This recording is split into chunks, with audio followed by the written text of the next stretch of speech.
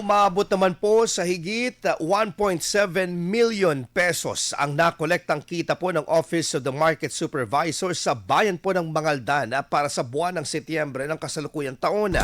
Dahilan upang hirangin itong top-notch collector ng lokal na pamahalaan.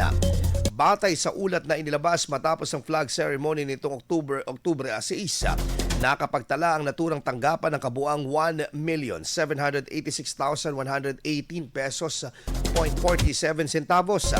Ang pinakamataas na revenue collection sa lahat ng opisina sa nasabing bayan. Pumangalawa naman ang Office of the Municipal Engineer and Building Official na nakapagtala ng 590,516 pesos and 0.85 centavos na koleksyon. Ayon kay Mayor Bonafé, higit 500,000 pesos ang itinaas ng koleksyon ng Market Supervisor's Office kumpara sa parehong buwan ng nakaraang taon.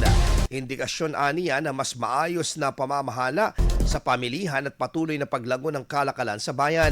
Samantala, inaasahang ilalabas pa ng lokal na pamahalaan ang mga ulat ng koleksyon mula pa sa iba pang tanggapan sa mga susunod na araw, bilang bahagi ng regular na Financial Transparency Report. IFM News. IFM News. IFM News.